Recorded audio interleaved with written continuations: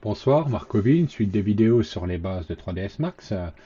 Nous allons maintenant nous concentrer sur la manipulation des objets dans 3ds Max, comment manipuler des objets, créer des sélections, les déplacer, les tourner, les mettre à l'échelle, les placer sur une surface, etc., etc., etc.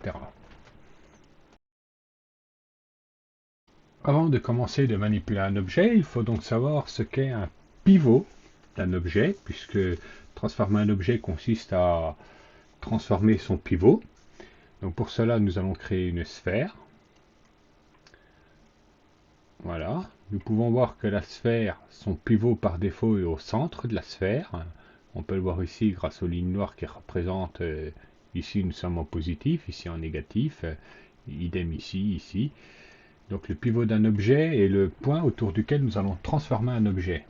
Le pivot d'un objet n'est pas forcément son centre. Exemple, pour une sphère, rien quand on la crée, on peut dire que le pivot est à la base de la sphère. Alors la sphère est entièrement positive suivant l'axe Z.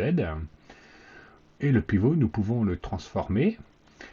Donc, par exemple, on va déplacer le pivot ici. Et je vais le placer là. Et on peut voir maintenant que si je tourne la sphère se déplace par rapport à ce pivot.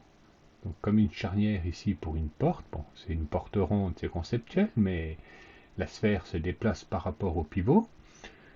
Je peux resetter le pivot. Puisque nous sommes là pour manipuler un pivot, vous pouvez aller dans le menu hiérarchie du command panel.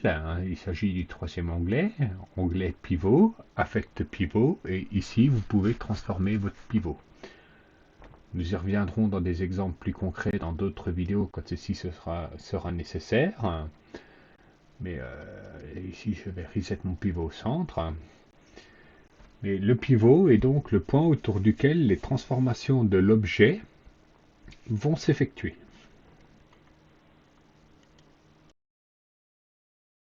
Nous allons maintenant parler de l'outil sélection. Donc nous sommes déjà rentrés dedans dans les vidéos précédentes. Donc on rentre dans l'outil sélection en appuyant sur la touche Q ou alors en allant ici sur cette icône là dans les barres outils. Donc l'outil sélection, je peux sélectionner un objet, un autre objet, un autre objet, et alors marquer d'une outline bleue dans 3ds Max. Je peux sélectionner plusieurs objets en appuyant sur CTRL, alors les objets s'ajoutent à ma sélection. Je peux retirer un objet de ma sélection en appuyant sur la touche Alt et en cliquant sur l'objet. Alors l'objet est retiré de ma sélection.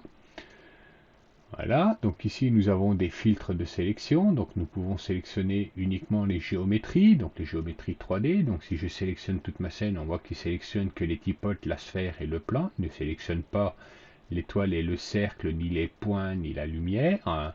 Je peux sélectionner uniquement les shapes 2D, donc ici on voit qu'il sélectionne que le cercle et l'étoile. Je peux sélectionner uniquement les lights, donc il devrait sélectionner uniquement le skylight, voilà. Je peux sélectionner uniquement les caméras, je peux sélectionner uniquement les helpers, les space warp. Je peux créer moi-même mon propre combo ici, donc par exemple géométrie et puis shape 2D, add, voilà. Je clique OK. Donc maintenant, si je crée une sélection, on voit qu'il a sélectionné les géométries et les shapes 2D, mais pas les lumières, ni les points, ni les autres géométries. Je peux sélectionner donc les 4 bones, les keychain objects, les points, etc., etc. pour chaque type de géométrie. Donc on va retourner sur l'outil sélection. Donc il y a ici, je répète, la touche Q. Vous pensez à QWERTY. Les 4 premières lettres d'un clavier QWERTY sont les 4 outils de transformation principale. Sélection, translation, rotation, mise à l'échelle. Donc, l'outil sélection, il y a la touche Q, ça sélectionne l'outil sélection. Vous avez ici Select by Name, donc vous pouvez sélectionner par nom. Vous avez différents filtres, donc il peut vous afficher les géométries 3D, les splines 2D, les lumières, les caméras, les helpers Null Object, les space warp, ici les groupes, donc on peut grouper des objets, nous rentrerons là-dedans plus tard, les XREF scènes qui sont des scènes 3ds Max, c'est que vous pouvez avoir les XREF objets qui sont que des objets dans la scène, ou les XREF scènes qui sont des scènes complètes. La scène n'est donc pas incluse dans la scène elle-même de 3ds Max, c'est une scène extérieure qui est lue. On a les bones, donc pour créer des squelettes. Nous avons les conteneurs, hein, donc c'est un peu comme les XRFCN, sauf qu'ici c'est un format qui est un peu plus spécial, un petit peu plus optimisé, qui nous affiche les objets qui sont gelés ou pas. C'est une propriété de 3ds Max. Vous voyez que je peux sélectionner ici tous mes objets. Si je sélectionne mon objet, que je fais un clic droit, Object Properties, je peux lui dire de le geler, freeze. Alors mon objet change de couleur, mais je ne peux plus le sélectionner. Voilà. Donc on va aller dans Unfreeze All. Voilà. Donc maintenant il est défrisé. Donc on peut lui demander qu'il nous affiche les objets gelés, frisés. On peut nous demander qu'il nous affiche les objets qui sont masqués ou pas. Donc par exemple, si je cache cette tipote qui s'appelle tipote 01, clic droit, Hide Sélection. Si je rentre dedans, on peut voir que tipote 01 n'est pas affiché. Si je clique maintenant ici, toc, il va l'afficher, elle est masquée. Voilà, donc vous avez différents filtres. Si vous laissez la souris dessus, il vous dit en vrai ce que font les filtres. Hein. Voilà. Donc hop, un idle. Donc ça, c'est l'outil sélection par nom. Ici, vous avez l'outil sélection de quelle forme de sélection vous utilisez. Nous avons donc par défaut l'outil carré. Donc je sélectionne et ça me crée une sélection en forme de carré. Vous pouvez changer pour un outil différents types d'outils. Vous pouvez switcher entre différents types d'outils en appuyant plusieurs fois sur le raccourci clavier de la touche sélection. Vous voyez, chaque fois que j'appuie sur la touche Q, je change d'outil sélection. Donc nous avons l'outil carré qui sélectionne en carré, l'outil rond qui sélectionne à partir d'un cercle, l'outil polygonal. Donc ici, je clique une fois dans mon viewport et je fais un glisser. Il commence à me tracer une ligne. Puis chaque fois que je vais cliquer, il va me créer un nouveau point. Donc ici, on va dire je sélectionne la tipote violette. Voilà, je ne veux pas sélectionner le cercle. Je ne veux pas sélectionner la lumière. Je veux sélectionner ce helper là. Voilà, je ne veux pas sélectionner cette tipote. Je vais sélectionner ma sphère. Je ne veux pas sélectionner la tipote qui est rouge. Voilà. Et soit je clôt ma sélection, ou alors je fais un double clic à n'importe quel moment pour qu'il la ferme seul. Voilà, et il sélectionne les objets. Donc si je fais un isolate, on peut voir qu'il a sélectionné les objets qui étaient dans ma sélection. Bon, là en l'occurrence j'ai fait l'inverse puisque j'ai demandé qu'il m'isole mes objets. Mais si je fais isolate sélection, voilà, on peut voir que c'est les objets qui étaient dans ma sélection. Si on continue, donc il y a l'outil lasso, donc comme dans Photoshop, ici c'est vous cliquez, puis après tant que vous restez cliqué, vous pouvez dessiner à l'aide d'un lasso votre sélection. Donc hop, je ne prends pas lui, puis je ne vais pas prendre cette tipote là, voilà, donc je prends la tipote, l'étoile et le plan, je ferme, si je fais un clic droit isolate all, on peut voir que j'ai sélectionné le plan, l'étoile et ma tipote. Donc ça c'est l'outil lasso, et il y a l'outil spray, donc ici vous venez peindre comme avec un aérosol, donc partout où l'aérosol passe, il passe une sélection. Ici pour mieux voir, on va désafficher la grille, je vais prendre mon plan, je vais isoler mon plan, voilà, je vais afficher les polygones de mon plan, je vais lui ajouter des subdivisions, on va dire 25 par 25. Je vais lui ajouter un modifieur Edit Poly pour pouvoir rentrer en mode sous-objet. On va mieux voir ce que fait l'aérosol. Donc maintenant, en outil aérosol, on peut voir que je peux créer une sélection où je peins. Ça devient ma sélection. Si après je lâche le clic, ma sélection est finie. Si je recommence une sélection, il crée une nouvelle sélection. Voilà, donc ça c'est l'outil aérosol. Très utile notamment donc pour la sélection de polygones. On va arriver, on sort du mode d'isolation, voilà, on va arrêter d'afficher les polygones. Donc ça c'est les outils sélection. Derrière nous avons deux modes de sélection, ou alors le mode crossing. Donc vous voyez, si vous restez, vous avez deux modes. Si j'appuie, rappuie, je change de mode. Donc par défaut c'est le mode là. Partout ma fenêtre, si je rentre en mode carré, enfin rectangle, si je sélectionne ici, donc ici on peut voir que j'ai aucune géométrie qui est 100% à l'intérieur de ma sélection. Par contre, elle croise la tipote qui est violette, la tipote qui est rougeâtre, mon cercle et mon plan. Donc si je sélectionne, on voit que tout ce qui était à l'intérieur enfin, qui croisait l'intérieur du rectangle est alors sélectionné. Si maintenant je clique dessus, on voit que le carré est donc, il doit être tout le temps 100% à l'intérieur de ma sélection. Donc ici, si je crée un rectangle de sélection, je vais mettre la typote ici complète, le cercle complet, l'étoile est croisée et ma typote rougeâtre ne fait que croiser et ne sont pas 100% à l'intérieur de ma sélection. Si je lâche, on peut voir qu'il a sélectionné uniquement ma typote violette et mon cercle. Je fais un isolet de sélection, on voit que ce sont uniquement les deux là. Donc ici, il faut que l'objet soit 100% à l'intérieur de ma sélection pour être sélectionné. Et dans le mode là, il suffit juste qu'il croise. Voilà donc pour les modes de sélection. Tant que nous sommes dans la sélection, il est possible de créer des collections de sélections. Donc par exemple, si je sélectionne ma typote rougeâtre, ma typote grise et ma typote violette, je peux aller alors dans l'onglet ici dans 3ds Max, qui sont de créer des sélections 7. Donc je peux lui donner un nom, typote. Voilà, donc maintenant si je n'ai plus ici, je peux sélectionner uniquement mon plan, dire que c'est le plan.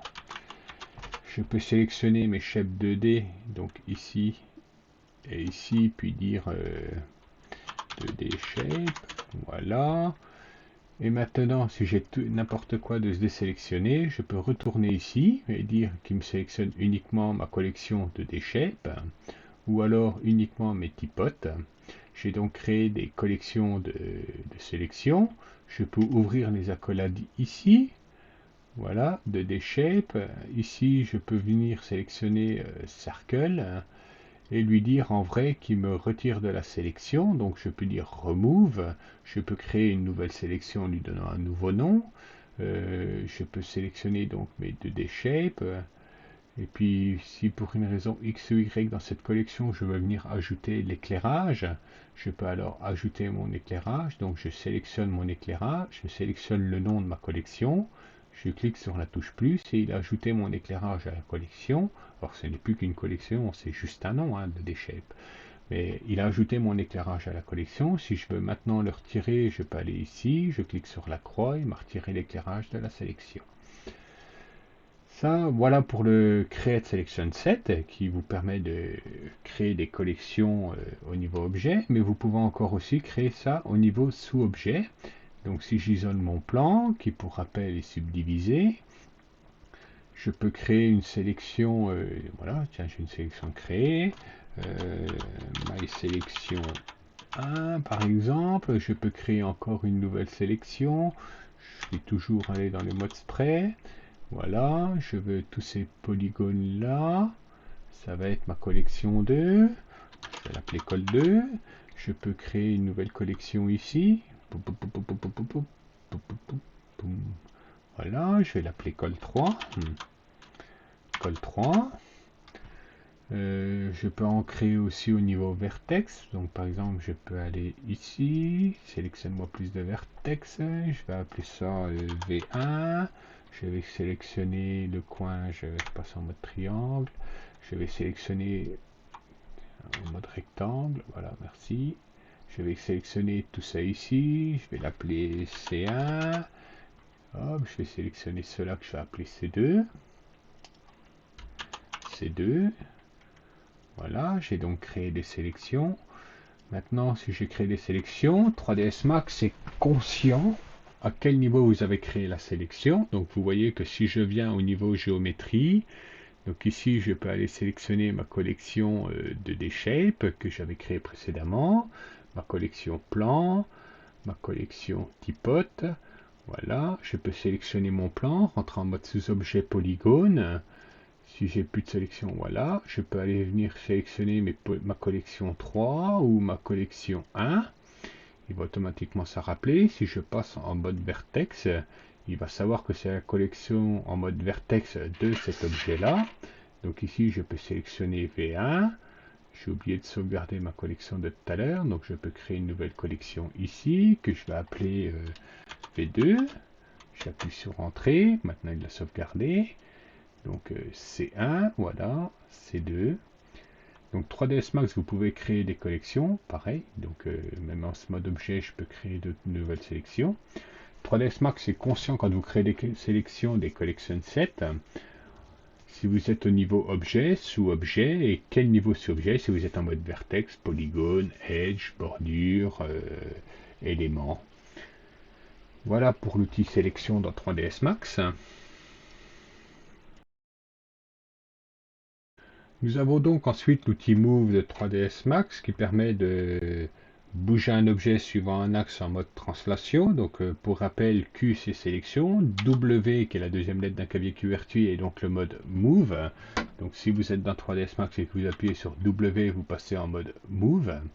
Donc si je sélectionne un objet, je peux alors le déplacer suivant l'axe X, Y ou Z. Je peux le faire sur plusieurs objets en même temps. Y, X, Z, ou d'après un plan. Donc vous voyez, les gizmos deviennent jaunes quand ils sont actifs. Ici, je vais déplacer suivant X, Y, Z. Si je clique dans le petit carré ici, comme nous avons déjà abordé, alors je vais déplacer suivant Y et Z, X et Z, XY. Si je fais un clic droit sur l'outil de translation, je peux alors rentrer les valeurs, on va prendre qu'un objet pour être plus compréhensible. Je peux alors rentrer les valeurs coordonnées monde, ici dans ce cas-là, ou lui donner un offset. Si par exemple mon objet doit être 5 unités plus loin en X, je rentre 5, hop, et mon objet se déplace de 5 unités. Si derrière, en fait, il faut qu'il se redéplace de moins 20, il se redéplace de moins 20. Voilà, donc nous avons différents systèmes de coordonnées système que nous allons aborder un petit peu plus tard. Voilà pour l'outil Move. Je répète, donc le raccourci clavier, donc c'est sélection Q, Move W, parce que clavier QWERTY. Et si je fais un clic droit sur l'outil, il m'ouvre alors une fenêtre dans laquelle je peux rentrer les coordonnées moi-même ou les offsets dans le système de coordonnées choisi. Nous avons donc également l'outil rotation. Donc Q sélection, W translation, E rotation. Je vais donc alors faire tourner mon objet autour de son pivot. C'est pour ça que la notion de pivot est importante. Donc je peux le sélectionner. Vous voyez que mon gizmo forme trois cercles autour d'une sphère. Rouge c'est X, vert c'est Y, bleu c'est Z.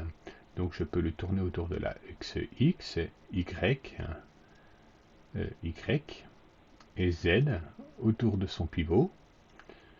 Voilà. Si je fais un clic droit sur l'outil rotation, il m'ouvre alors une fenêtre des outils de transformation. C'est que je peux donner des offsets, les resets en faisant un clic droit sur les spinners de Absolute. Voilà, donc si je veux qu'il soit tourné de 90 degrés en Y, je peux rentrer la valeur. Et si je veux qu'il ait un offset de moins 15 degrés en X, il me crée alors l'offset. Je peux de nouveau faire un reset en faisant un clic droit. Voilà. Donc pour rappel, Q sélection, W translation, E rotation.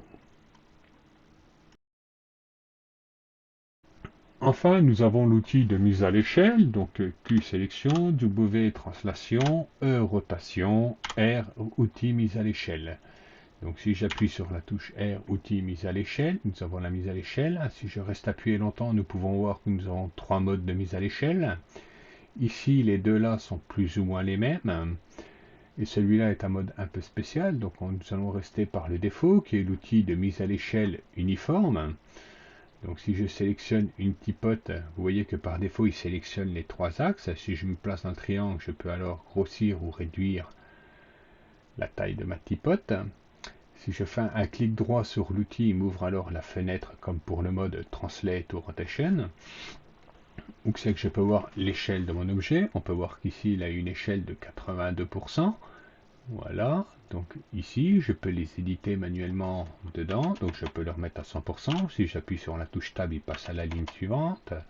Tab, Tab. Donc ici, c'est l'échelle de transformation uniforme. Je peux passer à l'échelle de transformation non uniforme, donc par défaut, il me sélectionne ici le plan YZ. Donc je peux transformer suivant Y, X, Z. On peut voir ici qui transforme localement l'échelle de mon objet. Je peux sélectionner ici, si je vise la petite bande entre deux axes, je peux donc sélectionner qu'il le fasse en même temps pour X et Y, pour Y et Z, pour X et Z, ou si je sélectionne le triangle au milieu, pour les trois axes en même temps. Ce qui fait que du coup, si je retourne dans mon outil de transformation hémothétique, donc uniforme, à part sélectionner les trois axes par défaut, il s'agit exactement de même outil de transformation, puisque je peux sélectionner uniquement mon outil Y, uniquement mon axe Z, pardon, et uniquement mon axe X, ou alors deux axes en même temps, ou les trois axes en même temps. Donc ces deux modes de transformation sont exactement les mêmes, c'est juste que par défaut, si vous cliquez sur le mode uniforme, il va vous présélectionner les trois axes. Par contre, nous avons un troisième mode de transformation, ici, qui, vous voyez, s'appelle Select and Squash. Donc ici, vous faites du Squash and Stretch. C'est pour des transformations de l'échelle de façon un petit peu plus cartoon. Je vais donc sélectionner une autre typote, histoire qu'on le voit bien. Et vous voyez que si je transforme suivant l'axe Z, c'est plus cartoon. Ici, il va étirer l'objet. Et ici, il va le réduire en le dilatant. Voilà, donc c'est un petit peu plus cartoon, un petit peu plus adapté au cartoon. Alors, je vous déconseillerais de toute façon d'utiliser l'outil de mise à l'échelle au niveau objet, comme je viens de faire maintenant. C'est pas trop conseillé, ça peut créer énormément de problèmes quand vous allez faire des simulations physiques ou de l'animation. Il est préférable de garder les échelles à 100%. Mais toutefois, vous pouvez le faire. Alors, ici, comme pour l'outil sélection, étant donné qu'il y a plusieurs modes d'outil mise à l'échelle, si vous appuyez plusieurs fois sur la touche de raccourci clavier, vous allez faire un cycle dans les différents modes d'outils de transformation. Donc R, vous voyez que je repasse en homothétique, en non homothétique et en mode cartoon. Voilà, donc si vous appuyez plusieurs fois, vous allez faire un cycle suivant les différents modes de transformation. Alors, depuis quelques versions d'Autodesk Max, nous avons un nouvel outil, le Select and Place, que vous retrouvez ici. Si vous restez appuyé longtemps, puisque vous voyez qu'il y a la petite flèche en bas là, blanche au niveau du coin, si vous restez appuyé longtemps, vous vous rendez compte qu'il y a deux modes. Alors restez dans le mode par défaut, vous n'avez pas besoin de rentrer dans l'autre mode. Et ceci vous permet de placer un objet sur une surface d'un autre objet. Donc pour ce faire, je vais créer plusieurs petites sphères. Voilà, voilà, voilà. Donc j'ai plusieurs sphères qui ont été créées. Et si je vais les placer sur la surface de ma typote violette, ici, je vais donc sélectionner ma sphère, je me mets dans l'outil Select and Place, je me déplace et automatiquement vous voyez que mon objet se place sur la surface de ma géométrie qui est en dessous. Hop, ça marche également sur d'autres géométries, vous voyez, sur d'autres sphères. Alors ici ma sphère est en base pivot, je vais retirer le base pivot, voilà. Donc maintenant vous voyez que si je le fais, il le fait par rapport à son pivot, donc qui est ici au centre de la sphère.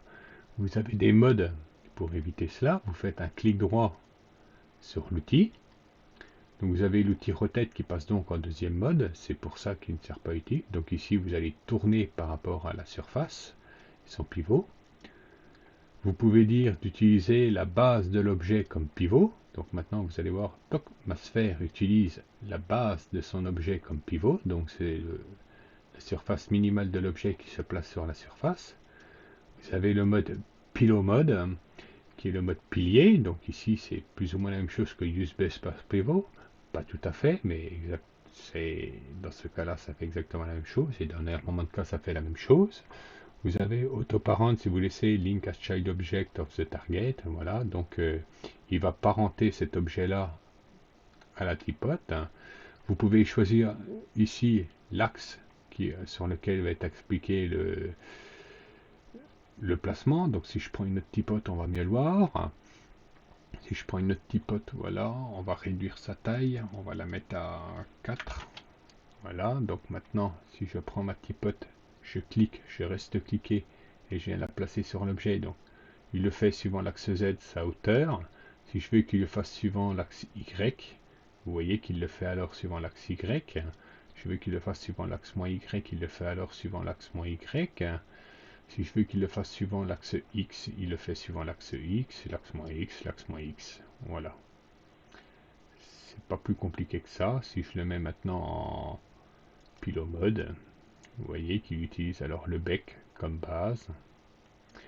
Et use base par pivot, ben, il fait plus ou moins la même chose, mais pas tout à fait, mais plus ou moins la même chose. Généralement, vous allez utiliser pilo mode. Là, donc vous pouvez choisir votre axe comme ça. Voici donc pour l'outil Select and Place qui vous permet de passer un objet sur la surface d'un autre objet. Nous allons maintenant voir les systèmes d'axes, de coordonnées utilisés que vous retrouvez ici. Vous avez différents systèmes de coordonnées dans 3ds Max pour appliquer les outils ou translation, rotation ou scale. Donc par défaut il est en mode view, ce qui me fait me déplacer en mode par rapport à la vue, donc ici par rapport au monde. Voilà, donc X, Y, Z par rapport au monde. Si je fais un clic droit pour voir, on voit que je me déplace par rapport au monde. Voilà, donc ici après nous avons le mode screen. Donc le mode screen, vous voyez que maintenant je vais me déplacer par rapport à la largeur de mon image ou à la hauteur de mon image, ou rentrer dans l'image ou sortir. Voilà, donc si je me remets en 4 view, vous allez mieux voir en vrai les transformations. Donc je sélectionne ma typote là, donc en mode screen, là que j'ai une vue qui est à plus ou moins 45 degrés. Si je me déplace en X, vous voyez qu'il se déplace comme ça. Dans la vue ici, voilà, on va zoomer, vous voyez que je me déplace très exactement à 45 degrés dans ce cas précis. Si je change ma vue, vous voyez que mon gizmo de transformation reste toujours constant dans mon espace écran. Et donc maintenant, je me déplace plus suivant le même angle. Et si je change mon angle de vue, à chaque fois, je garde mes transformations par rapport à mon écran. Vous avez le mode World qui est pour forcer les translations ou rotations par rapport au monde. Donc ici, Y, X par rapport au monde, hein, ça c'est explicite. Hop. Vous avez le mode parent. Alors ça, pour vous le montrer, il va falloir que je lie la sphère. Par exemple, ici, je vais dire que ma sphère est l'enfant de ma typote. Donc maintenant, toutes les transformations que je vais faire subir à ma typote vont s'appliquer automatiquement à la sphère. Donc ici, je vais me replacer en mode View. Voilà, vous voyez que si je bouge, hop, automatiquement, la sphère subit les transformations de son parent puisqu'elle est l'enfant. Donc, on va déjà ne plus l'allier. Je vais tourner ma sphère, ma typote, pardon. Voilà, on va utiliser une typote, celle-là. On peut voir ici, on va la mettre à 45 degrés, ce sera plus facile pour comprendre. Voilà, et je vais lier ma typote rouge à ma typote grise. Voilà, donc maintenant c'est ma typote rouge qui subit les transformations de ma typote grise. Je double-clique les deux et sélectionne automatiquement l'enfant. Je vais les isoler, ce sera beaucoup plus compréhensible. Je vais me mettre en... Non, je ne vais pas me mettre en plein écran. On va utiliser pour avoir le viewport ici. Je vais rapprocher un petit peu ma sphère, ma typote quand même, de son parent. Donc si maintenant je me mets en mode View, vous voyez que si je prends l'outil translation de ma typote, je vais me déplacer suivant les coordonnées monte pour ma typote. Et si je me place en mode parent, cette typote étant l'enfant de cette typote ici, elle subit alors le système de coordonnées de son parent. Donc, si on reprend une typote, l'axe X va de l'anse au bec. Donc, vous voyez que maintenant, je la déplace en utilisant le système coordonnées local de son parent. Donc, justement, en parlant de système de coordonnées local, donc ici, vous voyez que si je prends cette typote ici qui est tournée, si je me mets en mode view, je me déplace suivant le monde. On va l'isoler pour qu'il n'y ait plus qu'elle. Donc vous voyez que je me déplace suivant le monde. Si je me place en local, ma typote étant tournée, elle utilise le système des coordonnées internes à l'objet pour pouvoir se déplacer. Donc ici, maintenant, je vais me déplacer suivant l'axe X, hop, suivant l'axe Y local, et suivant l'axe Z local. Si je tourne ma tipote,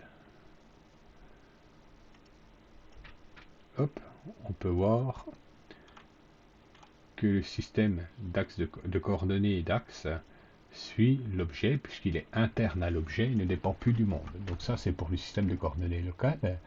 Gimbal, c'est pour l'animation, on y reviendra beaucoup plus tard quand on parlera d'animation. Grid, alors c'est comme pour parents, mais c'est pour utiliser un système de coordonnées de la grille. Donc ici, nous avons bien une grille touchée au clavier, mais elle est alignée sur le monde. C'est un système de géométrie spéciale, on peut créer d'autres grilles. Working, c'est pour utiliser le working pivot. Nous avons local align qui utilise exactement comme local, mais bon, align. Et pick object, hein. Donc ici, voilà. Alors si je déplace celle-là, cette tipote, vous voyez qu'elle est l'enfant de cette tipote-là, donc subit automatiquement les transformations de celle-là. Mais celle-là n'est pas liée à cette tipote-là. Mais si je veux pouvoir la transformer suivant le système de coordonnées de cette tipote, donc en utilisant le pivot de celle-ci, je vais utiliser le mode pick. Je vais sélectionner cette tipote-là. Donc maintenant, si je fais, alors ça marchera mieux pour rotation. Donc pick, tipote 3, automatiquement elle est sélectionnée. Ici, nous allons en parler, il y a les systèmes de coordonnées, mais si je choisis donc de pouvoir tourner, et je vais pouvoir tourner par rapport au système de coordonnées de l'objet que j'ai sélectionné. Si maintenant je change et je veux qu'elle tourne par rapport à la sphère, je prends pick. Voilà, et maintenant ma tipote va tourner par rapport à cette sphère, au pivot de cette sphère. Voilà pour les systèmes de coordonnées. Nous avons donc l'option suivante pour parler du centre de système de coordonnées pour les transformations. Pour ce faire, je vais utiliser le mode rotation, c'est beaucoup plus explicite. Je sélectionne mes trois tipotes. Si je me mets dans le mode par défaut, celui-là, il va utiliser le centre de ma sélection pour appliquer ma transformation. Donc ici, il va utiliser le centre de ma sélection pour faire tourner les tipotes autour de ce centre. Si je passe en mode local pivot, il va utiliser le pivot de chacun des objets pour tourner les objets autour de leur propre pivot. Voilà, et donc si j'utilise le mode ici qu'on a utilisé juste avant, donc qui use le système de coordonnées de transformation, si ici je décide en mode pick de sélectionner cette sphère, il va alors, mes trois tipodes vont tourner autour de cette sphère si je suis dans le mode là, autour du pivot de la sphère. Voilà. Voilà pour le centre de système de coordonnées. Nous allons voir maintenant les systèmes d'accroche. Donc pour ce faire, je vais masquer ma grille. Je vais grossir déjà mon viewport, Maximise Viewport. Je vais masquer ma grille, toucher du clavier. Je vais sélectionner cette tipote ici. Je vais sélectionner le plan. Je vais isoler les deux là. Voilà, nous allons mieux comprendre. Et je vais afficher les polygones. Donc mon plan n'a pas assez de subdivision, je vais en rajouter un petit peu, histoire que ce soit plus compréhensible. Je vais lui donner une subdivision de 10 par 10. Donc par défaut, si je veux déplacer ma tipote, voilà, donc si je la déplace de façon libre, là suivant l'axe X ou Y, mais on va dire que je veux accrocher ma tipote au vertex ici de mon plan, au croisement des... au vertex, au croisement des segments, donc il est poly, hop là, il est poly. Donc au vertex de ma géométrie, vous voyez les points bleus ici qui sont rouges quand ils sont sélectionnés. Pour ce faire, donc, je vais utiliser le mode Snap Toggle, touche raccourci S. Donc maintenant, je vais accrocher à différentes parties de ma géométrie. Si je fais un clic droit, je peux choisir où je vais accrocher. Donc ici, elle va accrocher au vertex. Donc hop, au vertex. Pour faciliter, je peux afficher une barre outil. Je fais un clic droit dans l'espace vide de la barre outil ici. Je cherche le barre outil Snap. Voilà. On va dire que je la mets à ma droite ici. J'ai modifié mon workspace, je n'oublie pas de sauvegarder mon workspace, mon espace de travail. Donc ici, je sélectionne Vertex, et je laisse ma souris, il va me dire quel mode j'ai sélectionné. Et maintenant, automatiquement, le pivot de mon objet va accrocher au vertex de la géométrie. Donc il y a différents modes. Vertex, ici, si vous pouvez accrocher à la grille.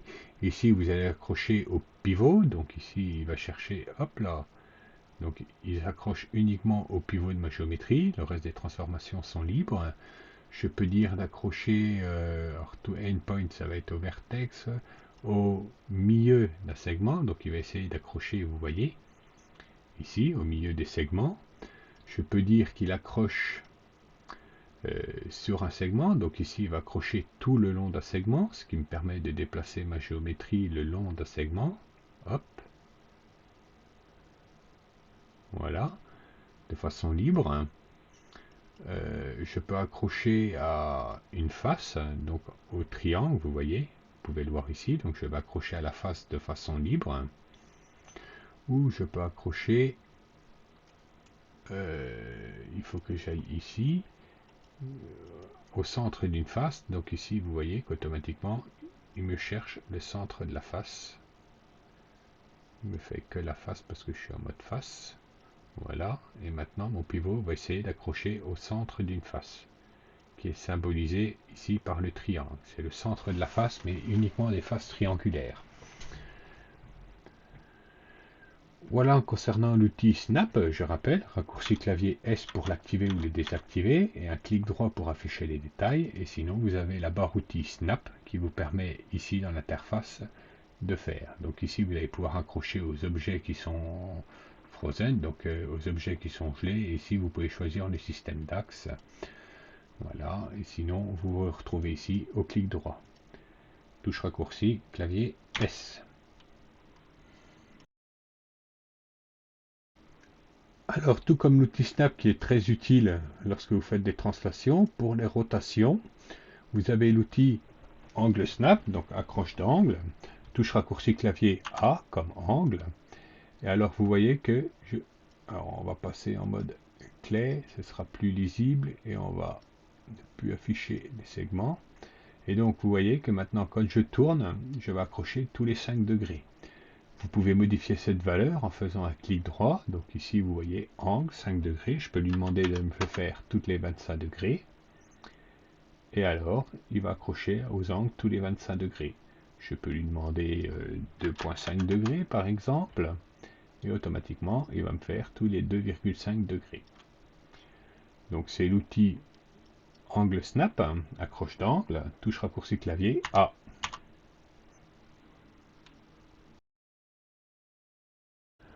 Alors pour illustrer la dernière méthode pour manipuler une géométrie, qui est le mode aligne ici, qui a également des sous-objets, on va essentiellement utiliser le mode aligne. Voilà, on va créer une scène, donc on va créer une scène avec des typotes. Hop. On va prendre une typote, voilà, une typote. On va créer une copie exacte de cette typote. Voilà, puis une copie en copie. Et une copie de celle-ci. Voilà. On va créer des null helper point. Donc ici, je vais tourner ce point ici. Voilà, suivant plusieurs axes. On va tourner cette typote ici, suivant plusieurs axes. Pour la typote, on va changer même sa mise à l'échelle suivant l'axe Z, on va le mettre à 50%. Et suivant l'axe Y, on va le mettre à 75%. Voilà. Donc maintenant l'outil aligne, vous sélectionnez votre objet, et on va dire que je veux que mon objet, le pivot de mon objet se trouve à l'emplacement de ce point helper. Donc je sélectionne mon objet, je vais dans l'outil aligne, je sélectionne le point sur lequel je vais l'aligner. Donc par défaut il va aligner, alors on va aligner X, Y et Z. Donc le centre par rapport au centre de mon null-helper, mais je veux le pivot par rapport au pivot de mon null-helper. Alors le centre et le pivot d'un null-helper est le même. Pour choisir minimum, maximum, on va y revenir juste après. Je peux dire également que je veux que du coup cette typote ici soit alignée par rapport à ce point-là, mais ce point-là il a des transformations de rotation en x, y, z. Vous pouvez le voir ici. Voilà, donc si je veux l'aligner par rapport à ce point-là, ben, je fais, hop là, aligne. Je vais l'aligner, donc il s'aligne le pivot par rapport au pivot, mais maintenant j'ai l'option pour également faire l'alignement X, Y, Z, ou uniquement quelques alignements. Voilà, donc maintenant ma typote a pris la transformation d'alignement de ce point-là aussi.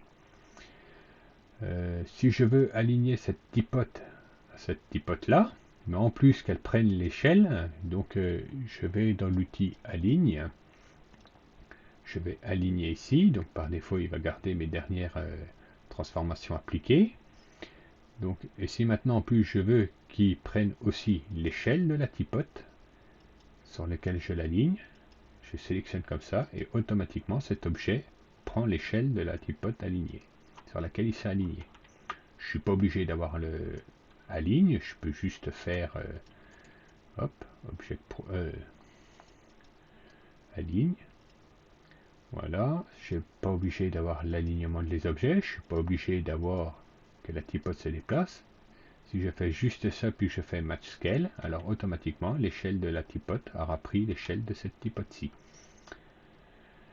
Alors il y a d'autres options, pour ça on va faire un reset scène, pour que ce soit plus explicite. Don't save, yes. On va créer un plan.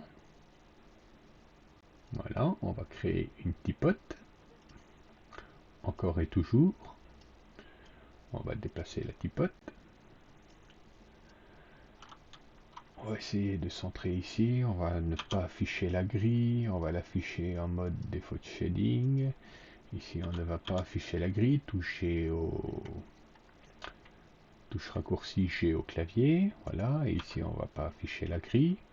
Donc maintenant, si je veux que cette typote s'aligne avec ce plan, donc je peux dire centre par rapport au centre, suivant quels axes. Donc le centre par rapport au centre de ma grille.